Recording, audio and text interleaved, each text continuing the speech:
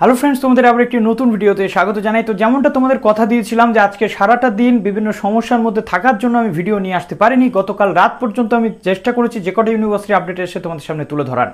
তো আজকে যেহেতু তোমাদেরকে বলেছিলাম যে ক্যালকাটা ইউনিভার্সিটির অনেক জায়গা থেকে মেবি তোমরা দেখেও নিয়েছো, বাট আমার একটা ডিউটি রয়েছে যে আমি যে কথাটা দেবো সেই কথাটা যাতে তোমাদের সামনে রাখতে পারি। তো ক্যালকাটা ইউনিভার্সিটির এমএসসি লিস্টটা গতকাল রাত্রে পাবলিশ হয়েছিল, কিন্তু আমি সেই লিস্টটা সম্পর্কে তোমাদের কিছু আপডেট দিতে পারিনি, কেননা আমি একটু সমস্যার মধ্যে ছিলাম। তো এমএসসির লিস্টটা অবশ্যই দেখাবো, তার পাশাপাশি এমএ, এমএসসি, এমকম যাদের ভুল হয়েছে এবং সেই ভুলের সংশোধন তোমরা কি করে করবে, ইম্পর্ট্যান্ট ডেটগুলো কি রয়েছে, ফরম্যাট 1 কি করে ফিল করতে হবে, এই প্রত্যেকটা জিনিস কিন্তু দেখাটা তোমাদের জন্য খুবই জরুরি। আজকের এই ভিডিওতে আমি একটা ক্লিয়ার আইডিয়া দিতে চলেছি তোমাদের, ইউনিভার্সিটি কি বলছে, কোন কোন জিনিস তোমরা নিজেরা এডিট করতে পারবে আর কোন কোন জিনিসের জন্য তোমাদের মেল করতে হবে, এই বিস্তারিত তথ্যটা আজকের এই ভিডিওতে আমি তোমাদের বলতে চলেছি। যারা নতুন আছো এই চ্যানেলে অবশ্যই চ্যানেলটিকে সাবস্ক্রাইব করে পাশে থাকা বেল আইকনটি ক্লিক করে দাও, যাতে সমস্ত তথ্যগুলো তোমরা টাইম টু টাইম আমাদের এখান থেকে পেয়ে যাও। এবং প্লিজ ভিডিওটা একটু শেয়ার করে দিও, কেননা সারাদিন তোমাদের সাথে থাকতে পারিনি, আমারও খুবই খারাপ লাগছে। রাত্রে তোমাদের সঙ্গে চলে এলাম, এখন তোমরা ভিডিওটা প্লিজ শেয়ার করলে প্রত্যেকের কাছে কিন্তু বার্তাটা পৌঁছে যাবে। তো চলো আর কথা না বাড়িয়ে অন স্ক্রিন তোমাদেরকে দেখিয়ে দিই ইউনিভার্সিটির যে এমএসসি সেকশন রয়েছে সেই এমএসসি সেকশনটিতে। তো এমএসসি সেকশনটা গতকাল আমি তোমাদেরকে দেখাইনি, তো একদম প্রথমে আমরা এমএসসির যে ড্রাফট এ লিস্ট রয়েছে সেটা আমরা দেখে নেব। তো এটা দেখার পর আমাদের অনেক ধারণা কিন্তু ক্লিয়ার হয়ে যাবে। এই ভিডিওতে আমি ক্যালকাটার এমএসসি, এমকম থেকে শুরু করে এভরিথিং, যে ভুল সংশোধন, অর্ডার প্রেফারেন্স থেকে শুরু করে যা যা রয়েছে তোমাদের পার্সোনাল ডিটেল সব কিছু বলতে চলেছি। তো এমএসসির পার্ট এ এবং পার্ট বি, পার্ট এ বলতে আমরা জানি যে ক্যালকাটা ইউনিভার্সিটির 80%, আর পার্ট বি বলতে আমরা জানি যে আদার ইউনিভার্সিটির 20%। তো দেখো এখানে 201, 202 এরকম রয়েছে। তো দেখো এখানে 202 আমি যদি ক্লিক করছি, দেখো 202-এ কী সাবজেক্ট আসছে সেটা আমাদের দেখার। প্রথমত এই যে সাবজেক্টটা, এটা হচ্ছে ইলেকট্রনিক সায়েন্স, যেটা অর্থাৎ ইলেকট্রনিক সায়েন্সের ক্ষেত্রে কী এসে এটা দেখো। প্রথমত আমরা একদম নিচে চলে যাচ্ছি, দেখো জাস্ট দেখো এখানে ওভারঅল যেটা আমরা ইউআর ক্যাটাগরি দেখেছি, তো ইলেকট্রনিক সায়েন্সে আমাদের এখানে কিন্তু অনার্সের যে মার্কস চলে এসছে সেটা কিন্তু 69% সর্বনিম্ন, কেননা এখানে র্যান্ডামলি দেওয়া রয়েছে, এটাকে কিন্তু আমরা ধরতে পারি না।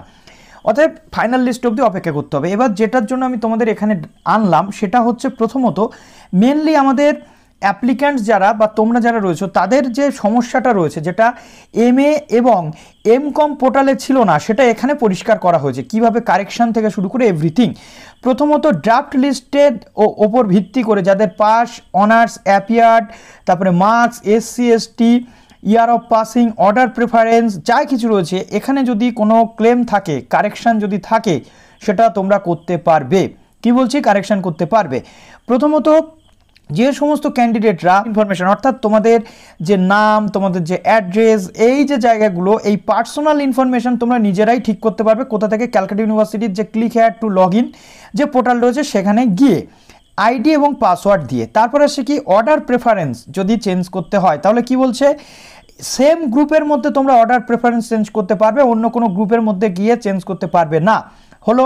তারপর আসছে for change of order preference candidate have to log in the admission portal by using his her ID password, এবং অর্ডার প্রেফারেন্স চেঞ্জ করতে গেলে তোমাদের আইডি পাসওয়ার্ড দিয়ে লগ ইন করতে হবে এবং have to submit the proposal for revised order preference, এবং সেই অনুযায়ী তোমাদেরকে রিভাইজড অর্ডার যে প্রেফারেন্স রয়েছে সেটাকে তোমরা প্রপোজ করতে পারো বা সেখানে তোমরা সাবমিট করতে পারো। Admin will approve the prayer if permissible, যদি সেটা অনুমোদন সাপেক্ষ হয় তাহলে অনুমোদন করা হবে যে তুমি অর্ডার প্রেফারেন্স চেঞ্জ করতে পারছো, অর্থাৎ রিভাইজড করতে তুমি পাচ্ছ। নেক্সট আসছে রেজিস্ট্রেশন ইনফরমেশান, অর্থাৎ যদি নাম, মোবাইল নাম্বার, ইমেল আইডি, নন সিইউ বা সিইউ ক্যান্ডিডেট যদি হয় তাহলে তোমরা সেটাকে চেঞ্জ করতে পারবে না। এর জন্য তোমাদের কি করতে হচ্ছে, দেখো অ্যাকাডেমিক ডিটেলস, অর্থাৎ তোমাদের যে মার্কস রয়েছে সেটাও তোমরা চেঞ্জ করতে পারবে না, আইডি পাসওয়ার্ড, তারপরে ইমেল আইডি, তারপরে মোবাইল নাম্বার, নাম, এগুলো তোমরা চেঞ্জ করতে পারবে না রেজিস্ট্রেশন ইনফরমেশনের মধ্যে, এবং অ্যাকাডেমিক ডিটেলস চেঞ্জ করতে পারবে না। এর জন্য কি বলা হচ্ছে, for any correction in registration information academic details, তার জন্য তোমাদেরকে একটা ইমেল কিন্তু করতে হবে, এবং সেই ইমেলটা কিভাবে করতে হবে, ইমেলটা করতে হবে তোমাদের ফরম্যাট 1, অর্থাৎ কারেকশান ফরম্যাট যেটা রয়েছে সেই কারেকশান ফরম্যাটটাকে ফিল আপ করে তোমাদেরকে ইমেল করতে হবে। কোথায় ইমেল করতে হবে সবটা আমি বলে দিচ্ছি, 1 বাই 1 বলবো, ধৈর্য ধরো। এমএ, এমএসসি, এমকমের ক্ষেত্রে পুরোটা বলে দেবো, ঠিক আছে। তারপরে after preliminary correction a professional merit list will be publish, অর্থাৎ এরপর একটা মেরিট লিস্ট তোমাদের পাবলিশ হবে, যার উপরে ভিত্তি করে তোমাদের অ্যাডমিশন শিডিউল অনুযায়ী পুরো যে বিষয় সেগুলো হবে। তো তোমরা বুঝে গেলে কি কি তোমরা করতে পারছো। এবার দেখো এখানে তোমাদের বিভিন্ন সাবজেক্ট রয়েছে, সাবজেক্ট ওয়াইজ বিষয়গুলো একটু তোমাদেরকে দেখে নিতে হচ্ছে। তো পার্ট বির ক্ষেত্রে ড্রাফট মেরিট লিস্ট, এখান থেকে তোমরা জাস্ট ক্লিক করলেই পেয়ে যাচ্ছ পার্ট বি হলো। এবার দেখো এখানে তোমরা কিভাবে পুরো বিষয়টা করছো। ক্যালকুলেশন শিট যারা আপলোড করোনি এখনও ক্যালকুলেশন শিট আপলোড করতে পারছো, আমি অলরেডি বলে দিয়েছি। এবার অ্যাডমিশন শিডিউলটা দেখিয়ে দিচ্ছি এমএসসি যারা, তারপরে এমএ এবং এমকমটাতে আসছি। ঠিক আছে, দেখো এমএসসি বিটেক এই ক্ষেত্রে তোমাদের publication of draft merit list 17 তারিখে বেরিয়েছে। 18 তারিখ এবং 19 তারিখ এই দুদিন ফরম্যাট 1 দিয়ে কারেকশান করতে হবে। কেন কারেকশান করতে হবে? পার্সোনাল ডিটেল ছাড়া যদি কিছু ভুল থাকে মার্কস বা অন্যান্য রেজিস্ট্রেশন প্রসেসে, তাহলে 18 এবং 19 আগামীকাল এবং আগামী পরশু তোমাদের কাছে রয়েছে কারেকশানের টাইমিং। হলো, ক্লিয়ার হলো বিষয়টা। ফরম্যাট 1 দিয়ে কারেকশান করতে হবে, এটা কিন্তু সবার জন্য। তারপর কি হচ্ছে দেখো, ফরম্যাট 1 দিয়ে তোমরা কোথায় পাঠাবে? যারা এমএসসির ক্যান্ডিডেট তারা বা বিটেকের ক্যান্ডিডেট তারা সিইউ অ্যাডমিশন mscbtech@gmail.com এই যে ইমেল অ্যাড্রেস রয়েছে, এখানে তোমাদের কারেকশান ফরম্যাটটাকে ফিল আপ করে পাঠাতে হবে। এছাড়াও ফোন নাম্বার রয়েছে, হোয়াটসঅ্যাপ নাম্বার রয়েছে, এখানেও তোমরা যোগাযোগ করতে পারছো। তো এটা গেল তোমাদের এমএসসির ডেট আসলো। আমি দেখিয়ে দিচ্ছি কীভাবে কারেকশান করবে। তারপরে আসছে এর ক্ষেত্রে গতকাল দেখিয়ে দিচ্ছি, আজকে একবার রিভাইজড অ্যাডমিশন শিডিউল যেটা রয়েছে সেটা তোমাদেরকে আমি দেখিয়ে দিচ্ছি। তো দেখো রিভাইজড অ্যাডমিশন শিডিউল যেটা 16 তারিখে এসছে, প্রথমত গতকাল এটা ছিল না সার্ভারে।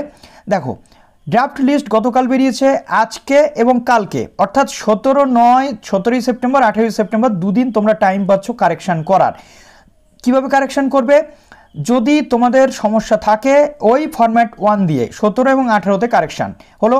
Publication of merit list part A এবং পার্ট বি উভয়ের জন্য আফটার কারেকশান সেটা কবে আসছে? 19 তারিখে। তারপরে সিলেকশন লিস্ট আসছে পার্ট এ পার্ট বি 26 তারিখে। তারপরে ইউনিভার্সিটির সিস্টেম অনুযায়ী আপলোডিং অফ আন্ডারটেকিংস অথবা ডিক্লারেশন ডকুমেন্টস, যেটা ডিক্লারেশন ফরম্যাট 1 সেগুলো তোমাদেরকে আপলোড করতে হচ্ছে 26 থেকে 27শে সেপ্টেম্বর। তারপর তোমাদের ভর্তির প্রসেস অ্যাডমিশন লিঙ্ক যেটা তোমাদের কিন্তু আসবে 29/9/2022 হলো। এবার দেখো এখানে তোমাদের বাদবাকি যে প্রসেস সেগুলো পরে হবে। এবার আসছে এমএ এমকম এই সমস্ত ক্যান্ডিডেটদের এক একটা মানে ক্যাম্পাসের জন্য এক একটা ইমেল অ্যাড্রেস দেওয়া হয়েছে, অর্থাৎ যদি কোনো সমস্যা থাকে, যদি কোনো প্রবলেম থাকে এই ইমেলগুলোতেই কিন্তু তোমাদেরকে মেল করতে হবে ওই ফরম্যাট 1 দিয়ে। নেক্সট আমি চলে আসি এমকমের শিডিউলটা আমি তোমাদেরকে দেখিয়ে দিচ্ছি। এমকমের ক্ষেত্রে যে লিস্টটা বেরিয়েছে, প্রথমত দেখো এখানে এমকমের ক্ষেত্রে তোমাদের 17 এবং 18 দুদিন কিন্তু কারেকশান করতে হবে যদি প্রবলেম থাকে। সেই দুদিন তোমরা পোর্টালে গিয়ে পার্সোনাল ইনফরমেশনটাও করতে পারছো, তার পাশাপাশি ফরম্যাট 1টাও তোমরা কিন্তু সাবমিট করতে পারছো। এছাড়াও ক্যালকাটা ইউনিভার্সিটির একটা বিষয় রয়েছে, যদি কোনো প্রবলেম থাকে, যদি কোনো সমস্যা থাকে, তাহলে যদি কোনো ডকুমেন্টসের অসুবিধা থাকে সেক্ষেত্রে স্টুডেন্টসদের কিন্তু 26 থেকে 27 পর্যন্ত আবার আপলোডের সুযোগ দেওয়া হয়।